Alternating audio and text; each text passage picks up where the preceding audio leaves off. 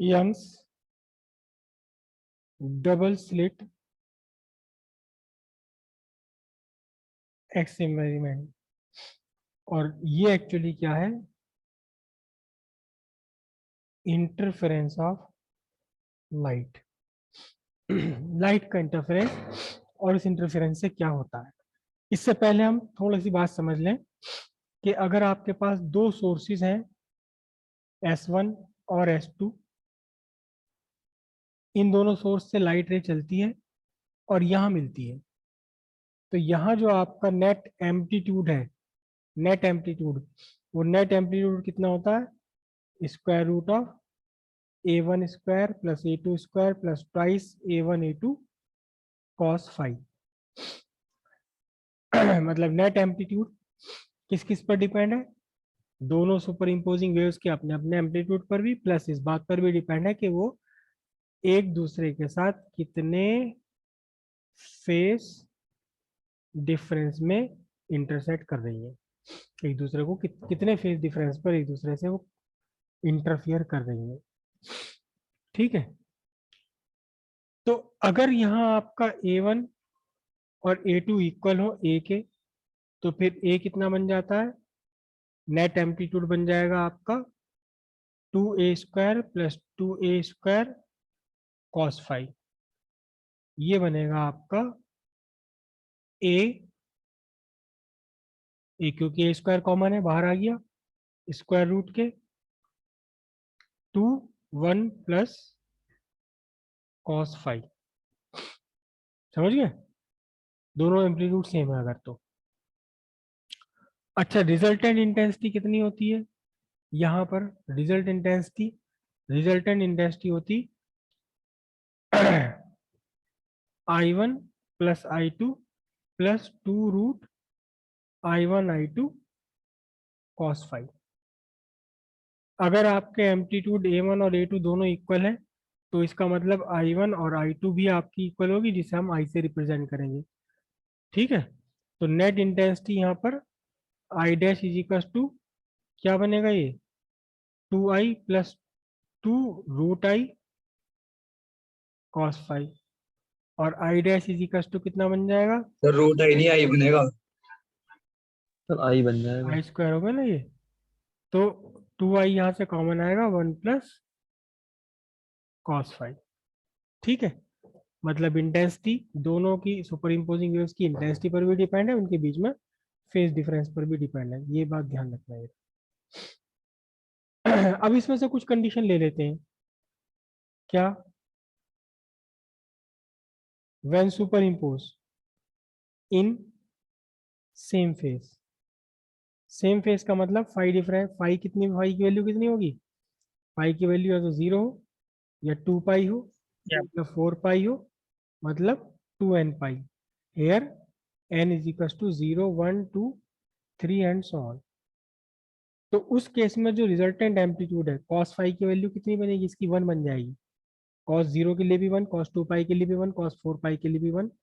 तो ये 1 बन जाएगी। 1 प्लस 1 कितना हो जाएगा बोलो? 2। और 2 मल्टीप्लाई होकर 4, 4 का स्क्वायर रूट, तो एम्पलीट्यूड, नेट एम्पलीट्यूड कितना बनेगा? 2A। जितना किसी एक का है उससे दुगना हो जाएगा एम्पलीट्यूड, सुपर इम्पोज अगर सेम फेस में होती है। और यहाँ इसी सेम फेस में कॉरस्पॉन्डिंग कॉरस्पॉन्डिंग पाथ डिफरेंस कितना होगा इसका? कॉरस्पॉन्डिंगली पाथ डिफरेंस कितना होगा? पाथ डिफरेंस बनेगा आपका lambda, 2 lambda, 3 lambda and so on, यानी कि n lambda.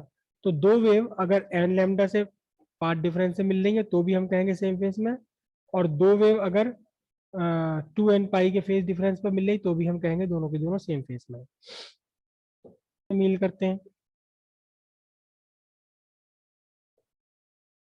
In opposite face, तो फाई की वैल्यू कितनी हो? पाई, 3 पाई, 5 पाई, 7 पाई एटसेट्रा।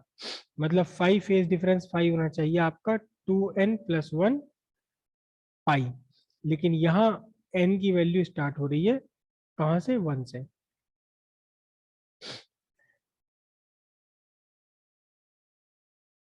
उल्टा हो जाएगा भाई, अगर मैंने 1 रख दिया तो 3 पाई आएगा, पाई नहीं आएगा फिर इसमें, है ना।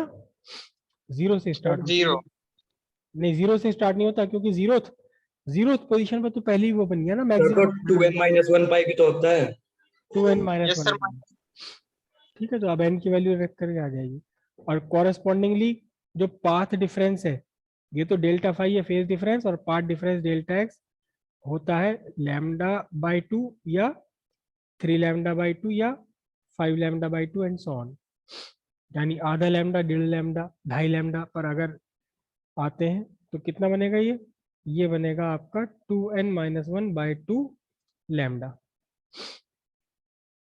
ठीक है, और यहाँ इनकी वैल्यू भी कहाँ से स्टार्ट होती है, 1 2 3 से। और उस केस में एम्पलीट्यूड कितना होगा, उसके इस केस में cos फाई की वैल्यू कितनी होगी, cos फाई की वैल्यू होगी -1। अगर पाई पाई के फेज डिफरेंस से मीट करती है, इंटरफियर करती है, तो भी cos पाई की वैल्यू -1। 3 पाई के फेज डिफरेंस से करती है तो भी cos 3 पाई की वैल्यू -1। पार्ट डिफरेंस ये तो यही है, फेज डिफरेंस लैप पाई होने का मतलब पार्ट डिफरेंस λ/2। पार्ट डिफरेंस 3 λ/2 होने का मीनिंग क्या है, फेज डिफरेंस 3 पाई। ठीक है, तो फिर रिजल्टेंट एम्पलीट्यूड कितना आएगा, रिजल्टेंट एम्पलीट्यूड आपका आएगा a2 into 1 plus cos phi की वैल्यू भी कितनी होगी, -1, यानी के 0। और रिजल्टेंट इंटेंसिटी कितनी होगी, रिजल्टेंट इंटेंसिटी 2i 1 माइनस और 0। कॉस फाई की वैल्यू -1 कितनी आएगी, ये 0। तो जहां सिंपल सी बात है सेम फेस में मिल रहे हैं, वहां एम्पलीट्यूड दुगना हो जाएगा, और रिजल्टेंट इंटेंसिटी प्लस आएगा सर। सर ये तो 1 प्लस 4i है। क्या हुआ, 4i आ जाएगी। तो वही 1 आएगा। प्लस है। 1 प्लस। अच्छा अच्छा, यहाँ इंटेंसिटी में ये प्लस में है। Yes sir. तो जब सेम फेस में मिल रहे हैं तो रिजल्टेंट इंटेंसिटी कितनी होगी, रिजल्टेंट इंटेंसिटी 4i हो जाएगी, क्योंकि यहाँ cos फाई की वैल्यू भी 1 बनेगी, 1 + 1 2 2 to the 4 4i। जब कंस्ट्रक्टिव इंटरफेरेंस है, ये सेम फेस में मिलना, सेम फेस में मिलना ये कहलाता है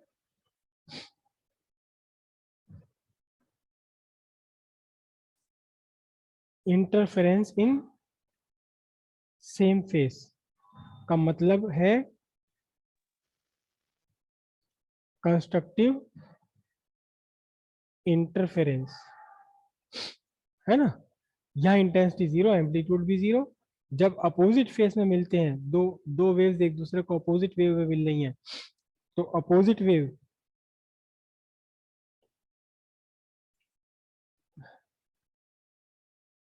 जब इंटरफेरेंस है अपोजिट फेस में, तो हम इसे कहते हैं डिस्ट्रक्टिव इंटरफेरेंस, क्योंकि दोनों ने एक दूसरे को डिस्ट्रक्ट कर दिया। यहाँ दोनों की इंटेंसिटी बढ़ गई, दोनों ने एक दूसरे को सपोर्ट कर दिया, तो कंस्ट्रक्टिव इंटरफेरेंस हो गया। सपोर्टिव इंटरफेरेंस है ये, अपोजिट इंटरफेरेंस है, डिस्ट्रक्टिव इंटरफेरेंस है। यहाँ तक की मोटी मोटी सी बात समझ आई। तो यंग डबल स्लिट एक्सपेरिमेंट क्या है, यंग ने एक सोर्स लिया, एक बहुत ब्राइट लाइट का सोर्स, आर्क लैंप लिया एक्चुअली। आर्क लैंप वही होता है, आर्क लैंप वही होता है जिसमें जो आपके वेल्डिंग के टाइम चिंगारी बनती है, वो आर्क है। बहुत स्ट्रॉन्ग लाइट निकलती है, बहुत स्ट्रॉन्ग लाइट। फिर उसके सामने एक रखी ओपेक मटेरियल, जिसमें बहुत पतली सी स्लिट बनी हुई थी, स्लिट, पतली सी स्लिट थी बिल्कुल। स्लिट समझते हो, स्लिट जो दरवाजों के खिड़कियों के बीच में दरार सर। दरवाजा दरार बन जाती है वो। तो ये बिल्कुल ऐसी पतली सी स्लिट थी, एकदम बाल के बराबर पतली। मतलब कैसे बनाते हैं स्लिट को, ऐसे बनाते हैं कि ये कांच की पट्टी ली, कांच की पट्टी पर कांच की पट्टी पर ये पेंट कर दिया, पेंट कर दिया, सूखने दिया ऐसे। फिर क्या करते हैं, फिर एक वो लेते हैं ब्लेड, शेविंग ब्लेड जो होता है, बस उसे यूं रखा और उठा लिया, तो बीच में से कट जाता है। जैसे ये कट गया ना, रबर से, इरेजर से मिट गया, ऐसे ही वो पतला सा कट जाएगा, वो स्लिट है। तो पतली स्लिट रखी यहाँ, ताकि बहुत छोटा सा वेव फ्रंट पार निकले। तो हाइगेंस प्रिंसिपल के अकॉर्डिंग क्या होगा, ये जो स्लिट है पतली सी, ये सेकेंडरी सोर्स की तरह बिहेव करेगी, सेकेंडरी सोर्स की तरह बिहेव करेगी, तो इसमें से क्या निकलेंगे, क्रेस्ट और ट्रफ्स निकलने शुरू हो जाएंगे। इसमें से क्रेस्ट और ट्रफ्स निकलने शुरू हो जाएंगे।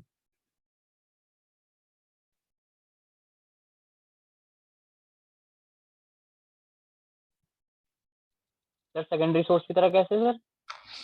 हाँ, ये पॉइंट सोर्स की तरह बिहेव करेगा, ये पॉइंट सोर्स की तरह बिहेव करने लगेगा ना ये, तो इसमें से स्फेरिकल वेव फ्रंट निकलेंगे।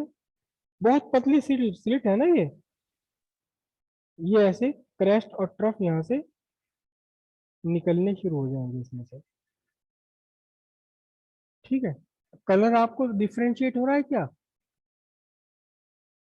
यस ये मैंने सर। Yes sir. यस ये सर। रेड बना रहा है, रेड बनाए, ये ब्लू बनाए। रेड वाले समझ लो ट्रफ है, और ब्लू वाले समझ लो क्या है, क्रेस्ट। अब उन्होंने क्या काम करा, अब उन्होंने इसके सामने फिर से एक स्लिट रखी, ऐसी स्लिट रखी, दो स्लिट रखी। ये लाइन थी बिल्कुल स्लिट से जाने वाली परपेंडिकुलर लाइन, यहाँ रास्ते में उन्होंने दो स्लिट और रख दी, इस तरह से रखी कि ये एग्जैक्टली परपेंडिकुलर बाइसेक्टर पर आके पड़े, है ना। और ये सामने रख दी उन्होंने एक स्क्रीन।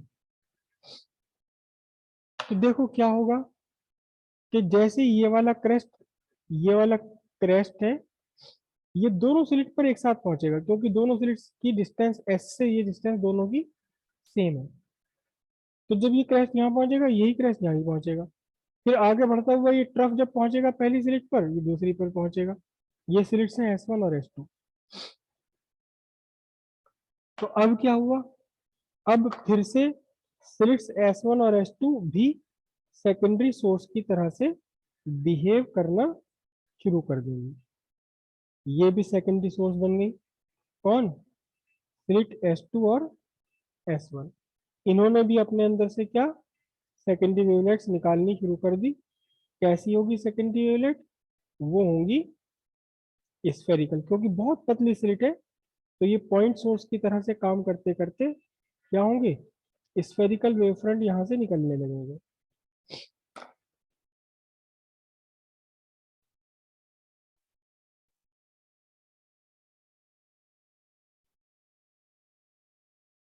ये स्फेरिकल वेव फ्रंट यहाँ से निकलने लगे।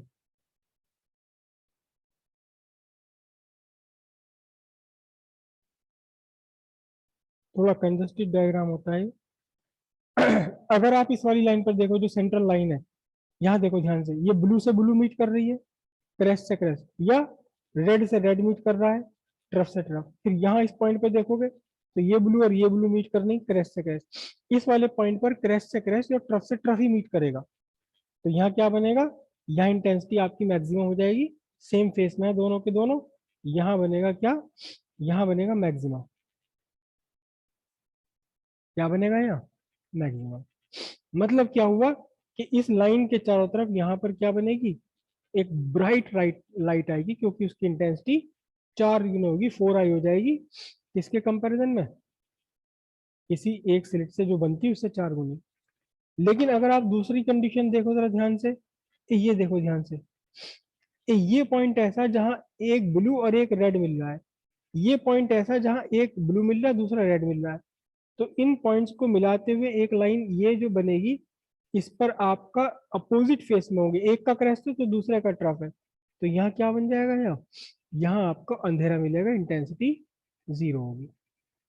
ऐसे ही नीचे की तरफ हम लेंगे यहाँ, तो यहाँ पर अंधेरा मिलेगा, इंटेंसिटी आपकी क्या होगी, 0 होगी। तो एक्चुअली एकदम से 0 नहीं होती इंटेंसिटी, इंटेंसिटी यहाँ घटते घटते घटते घटते घटते हल्की, यहाँ ब्राइट, हल्की हल्की हल्की हल्की होते हुए यहाँ जाकर के 0, यहाँ ब्राइट है और हल्की हल्की हल्की होते होते यहाँ जाकर 0। उसके बाद से फिर यहाँ क्या बनेगा आपको, कि ये देखो ये वाला पॉइंट है, क्रेस्ट से क्रेस्ट, ब्लू से ब्लू मिल रहा है, ये रेड से रेड मिल रहा है, तो इनको लाइन को जोड़ने वाली जो सीधी लाइन होगी, यहाँ फिर क्या मिलेगा आपको, ब्राइट मिलेगा, क्योंकि इंटेंसिटी 4 गुनी होगी। तो ब्राइट भी ऐसा होगा कि यहाँ से बिल्कुल डार्क रीजन थोड़ा और ब्राइट और ब्राइट और ब्राइट और ब्राइट, और यहाँ पहुंचते पहुंचते मैक्सिमम ब्राइट हो गया है। तो इस तरह से ये जो पैटर्न पूरा बनता है, ये मिनी मैक्सिमा बना, फिर क्या बना, ये मिनिमा बना, फिर क्या बना, फिर से क्या बना, ये फिर से ऊपर, फिर से मैक्सिमा बना, फिर इसके ऊपर मिनिमा आ जाएगा। ये जो मैक्सिमा मिनी का जो खेल चल रहा है, ये जो पूरा पैटर्न है, maximum mini intensity minimum intensity, ये पैटर्न आपका कहलाता है क्या, फ्रिंज पैटर्न। क्या कहलाएगा, फ्रिंज पैटर्न कहलाता है। ठीक है, अब ये बनता कैसे फ्रिंज पैटर्न, सिंपल में देखें हम। अच्छा, क्यों उन्होंने दो अलग अलग लाइट सोर्स क्यों नहीं ली, क्यों एक ही सोर्स लिया था उन्होंने? तो आगे बढ़ने से पहले हम ये वर्ड समझ लेते हैं,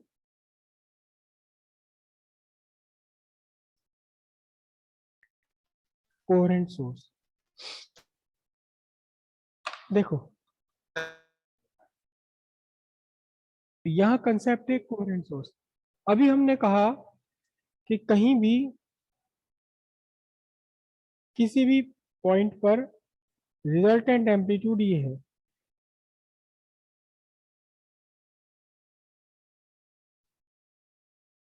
यहां अगर देखो ये सुपर इम्पोजिंग वेव्स के एम्पलीट्यूड्स है, मतलब एक वेव ये है, इसका एम्पलीट्यूड है A1, दूसरी वेव ये है, इसका एम्पलीट्यूड है A2। डिपेंड कर रहा है इंटेंसिटी, रिजल्टेंट एम्पलीट्यूड, उनके फेज डिफरेंस पर। तो अगर ये फेज डिफरेंस बदलता रहा, मैंने यहाँ ला करके देखा कि मैं यहाँ इस ऑब्जर्वेशन पॉइंट पर देखूं, this is the observation point. तो अगर इस ऑब्जर्वेशन पॉइंट पर मैं देखूं तो इस ऑब्जर्वेशन पॉइंट के लिए A1 A2 कांस्टेंट है। अगर यहाँ फेज डिफरेंस फाई कांस्टेंट रहा तो एम्पलीट्यूड जो भी है यहाँ, चाहे वो मैक्सिमम हो या मिनिमम हो, कांस्टेंट रहेगा। लेकिन अगर फेज डिफरेंस बदलता रहा, फाई की वैल्यू बदलती रही, तो कभी हमें मिनिमा बन जाएगा, कभी मैक्सिमा बन जाएगा, कभी मिनिमा कभी मैक्सिमा। और वो मैक्सिमा मिनिमा का बदलाव इतना तेज भी हो सकता है कि हम पकड़ ही ना पाए उसे। कब मैक्सिमा बना, कब मिनिमा बन गया, कब मैक्सिमा से मिनिमा में कन्वर्ट हो गया, कब मिनिमा से मैक्सिमम में कन्वर्ट हो गया। मतलब इंटरफेरेंस में दो वेव्स का इंटरफेरेंस है, तो दो वेव्स के इंटरफेरेंस में कहीं भी किसी भी पॉइंट पर नेट इंटेंसिटी कांस्टेंट तब रह सकती है जब उस पॉइंट पर मिलने वाली दोनों वेव्स के बीच में फेज डिफरेंस भी कांस्टेंट बना रहे। अगर फेज डिफरेंस कांस्टेंट बना रहेगा तो इंटेंसिटी भी कांस्टेंट बना रहेगी। ठीक है, सर अगर दो अगर फेज डिफरेंस वेरिएबल हुआ तो वेव सुपर इम्पोज ही नहीं करेंगे, अगर वेव डिफरेंस फेज डिफरेंस क्या हुआ, अगर वेरिएबल हुआ। नहीं नहीं नहीं, इससे क्या मतलब है? अगर फेज डिफरेंस वेरिएबल हुआ तो भी सुपरइम्पोज तो करेंगी। आपके घर में दो लाइट तीन लाइट चल रही हैं, अलग अलग, सारे अलग अलग सोर्सेज है, तो उनसे तो कहीं पे किसी जगह तो लाइट मिलती है, वहां इंटरफेरेंस होता है।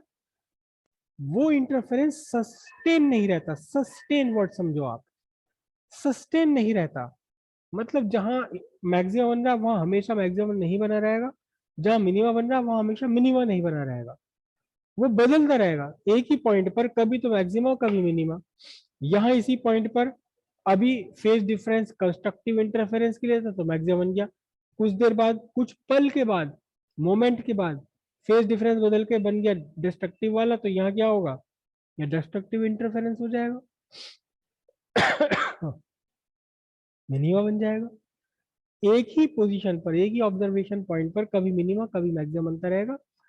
और ये मिनिमा मैक्सिमा का वेरिएशन इतना फास्ट भी हो सकता है, इतना फास्ट भी हो सकता है कि इसको हम डिफरेंशिएट ही ना कर पाए, पकड़ ही ना पाए।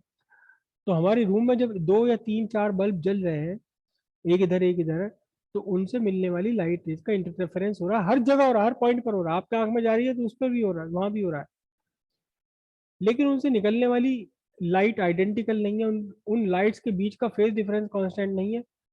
तो एक ही पॉइंट पर कभी मिनिमा कभी मैक्सिमा, कभी मिनिमा कभी मैक्सिमा बनते रहते हैं। और वो वेरिएशन मिनिमा मैक्सिमा बदलने का वेरिएशन इतना फास्ट होता है इतना फास्ट होता है कि हम उसे पकड़ नहीं सकते।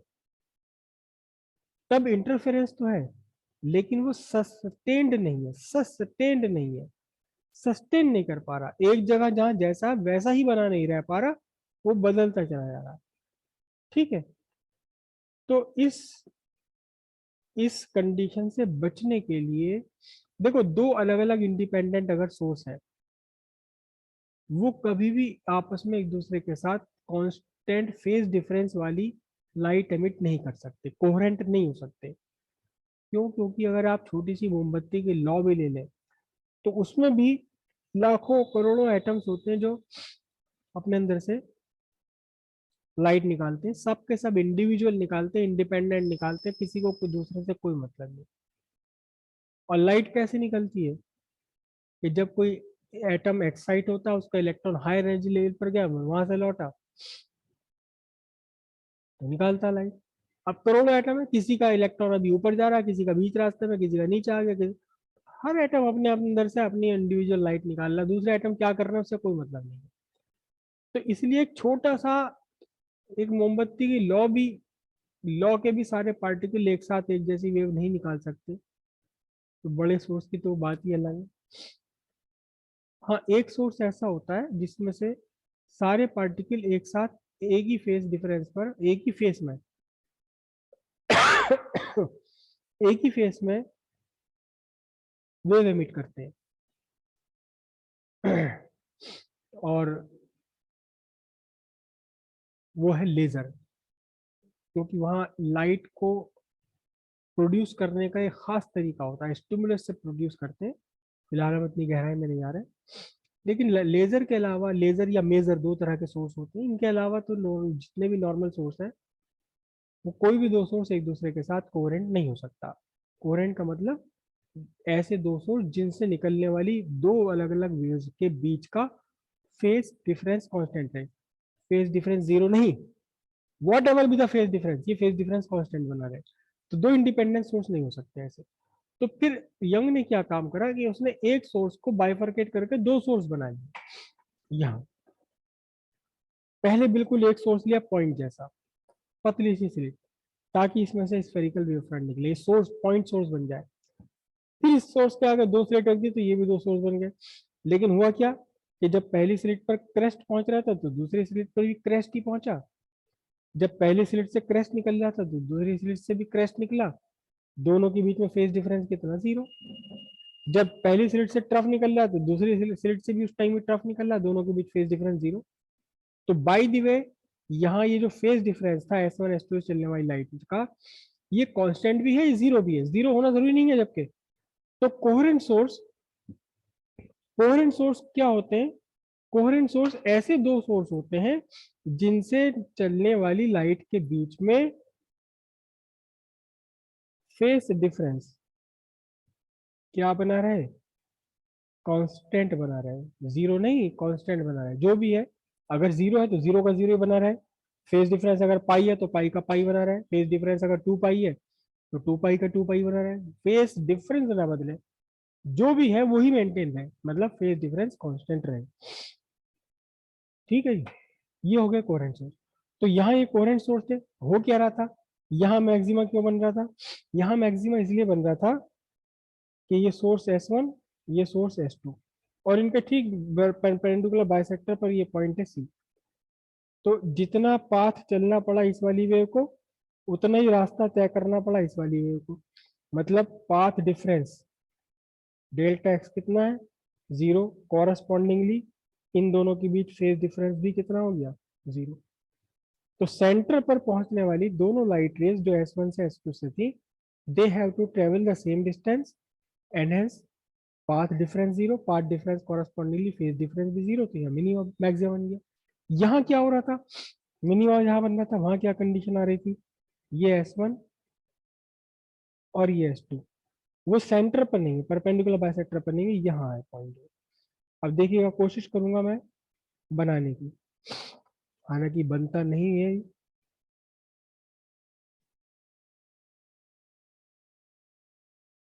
एक, दो और ढाई, कितनी वेव पहुंच रही है? ये जो डिस्टेंस है कितना है? 2.5 वेवलेंथ के बराबर है।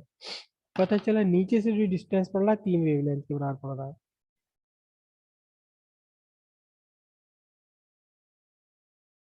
ये कितना डिफरेंस पड़ रहा है? ये 3 लैम्डा। तो दोनों के बीच का पाथ डिफरेंस कितना हुआ यहाँ? कितना रास्ते का डिफरेंस, रास्ते की लंबाई का डिफरेंस कितना है? लैम्डा बाई पाथ डिफरेंस कितना हो गया? λ/2। कॉरस्पॉन्डिंगली फेज डिफरेंस कितना हो गया? पाई। पाई जब फेज डिफरेंस है तो क्या बनेगा? यहाँ एक का जब मिनिमम क्रेस्ट पहुंचेगा तो दूसरे का ट्रफ। ये वाला क्रेस्ट, ये वाला ट्रफ जब रेड वाले का ये वाला रेड का ट्रफ पहुंचेगा तो उसी के साथ साथ ग्रीन वाली का क्रेस्ट पहुंचेगा। दोनों हमेशा कैसे मिलेंगे? दोनों हमेशा अपोजिट फेस में ही मिलेंगे। यहाँ अपोजिट फेस में मिलेंगे तो क्या हो गया? डिस्ट्रक्टिव इंटरफेरेंस और नेट इंटेंसिटी 0। तो यहाँ इस जगह, लेकिन ये सिर्फ एक ही पर्टिकुलर पॉइंट पर होगा। यहाँ आपका पाथ डिफरेंस इस जगह पर, इस जगह पर आपका जो पाथ डिफरेंस है डेल्टा एक्स ये भी 0 है, फेज डिफरेंस डेल्टा फाई ये भी 0 है। यहाँ इस जगह पर आपका पाथ डिफरेंस कितना है? λ/2। कॉरस्पॉन्डिंगली यहाँ फेज डिफरेंस कितना है? पाई। तो यहाँ इंटेंसिटी कितनी हो गई? 0। यहाँ इंटेंसिटी कितनी हो गई? मैक्सिमम। कितनी मैक्सिमम है वो है 4i, 1 से 4 गुनी। लेकिन यहां से यहां तक क्या होगा? देखो यहाँ फेज डिफरेंस 0, यहाँ पार्ट डिफरेंस 0, यहाँ पार्ट डिफरेंस λ/2। तो यहाँ तो λ/2 भी नहीं होगा, 0 भी नहीं होगा। 0 से ज्यादा होगा जो लाइट वेव पहुंची, λ/2 से कम होगा। तो यहाँ पार्ट डिफरेंस 0, यहाँ और बढ़ा और बढ़ा और बढ़ा और बढ़ा और बढ़ा और बढ़ा, यहाँ पहुंचते पहुंचते λ/2। तो जहां एग्जैक्टली λ/2 हो गया वहां इंटेंसिटी 0 होगी, मिनिमा बन गया। और मैक्सिमा से इस मिनिमा पोजीशन तक धीरे धीरे धीरे धीरे इंटेंसिटी घटती चली आती। फिर उसके बाद यहाँ मैक्सिमा आया तो यहाँ पर कॉरस्पॉन्डिंगली पार्ट डिफरेंस है लैम्डा, फेज डिफरेंस है कितना? 2 पाई। तो फिर से कंस्ट्रक्टिव इंटरफेरेंस हो गया। लेकिन कैसे? यहाँ पार्ट डिफरेंस λ/2, तो यहाँ λ/2 थोड़ा और ज्यादा और ज्यादा और ज्यादा, पार्ट डिफरेंस बढ़ते बढ़ते यहाँ हो गया लैम्डा। तो यहाँ इंटेंसिटी 0 और बढ़ी, इंटेंसिटी और बढ़ी और बढ़ी, और यहाँ पहुंचते पहुंचते मैक्सिमम हो गया। तो ये जो मैक्सिमा मिनिमा का जो सीक्वेंस बन गया है, मैक्सिमा मिनिमा का जो सीक्वेंस बन गया, इन्हें हम बोलते हैं फ्रिंज पैटर्न। बात समझ आई यहाँ तक?